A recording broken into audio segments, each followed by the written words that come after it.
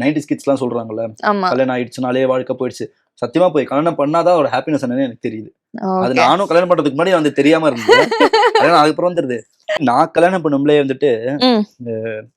எப்படின்னா ஏதோ ஏதோ போருக்கு போற மாதிரி என்கிட்ட சொல்லியிருந்தாங்க.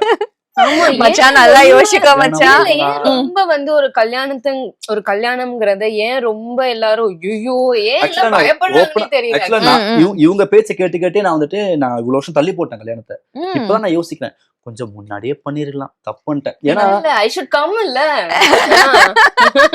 அதுவும் ஓகேதான். அவங்க பாயிண்ட்ல எவ்வளவு கிளியரா இருக்காங்க பாத்துக்கோங்க. அதுவும் ஆக்சுவலா அதான் உண்மை. ம். நானும் வந்து யோசிப்பேன், முன்னாடியே பண்ணிருக்க வேண்டியது, ஏன் இவ்வளவு நாள் ஆயிடுச்சு. ம். ஃப்ரெண்ட்ஸ் எல்லாம் ஒரு விஷயம் சொல்லுவாங்க, ம். கல்யாணம் முன்னாலே வாழ்க்கை போயிடுச்சு, கல்யாணம் முன்னாலே Exactly. அப்படி இப்படின்னு சொன்னாங்க. ம். ஆக்சுவலி எங்க அண்ணன் இருக்கான், ம். மீன்ஸ் ஓன் பிரதர் இல்ல, கசின் பிரதர். ம்.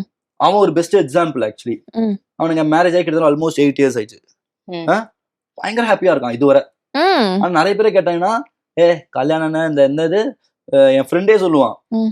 மோகம் 8 நாள், ஆசை 60 நாள், மோகம் 30 நாள். இது சொல்லிட்டே அது ஏன் இருப்பான். அது இப்படி மீன் பண்றாங்க? எனக்கு சத்தியமா தெரியல. அவன் வந்து இப்ப நான் சொல்லுவேன், என்னடா என்ன ஆயிடுச்சு, வரமாட்டேன், என் பக்கம் வரமாட்டேன் அப்படின்னு சொல்லிலாம் அவன் ஃபர்ஸ்ட். நான் என்னன்னா ஷூட் முடிச்சுட்டு வந்துட்டு லேட் நைட் வந்து சாய் கிங்ஸ் போய் டீ எல்லாம் குடிப்போம். அவன் சொல்லுவான், அவ்வளவுதான் கல்யாணம் ஆயிடுச்சுன்னா வரமாட்டான், இவன் ஆல்ரெடி 2 பேர் போயிட்டானுங்க, இவனும் போயிடுவான், அந்த மைண்ட் செட்ல தான் வரும். fourth day 1 weekலயே கல்யாணம் ஆகி வீட்டுக்கு வந்து 3rd டேவே போனேன். போய் உட்காந்தேன் வந்துட்டு வந்துட்டேன் அந்த ஷாக்கு.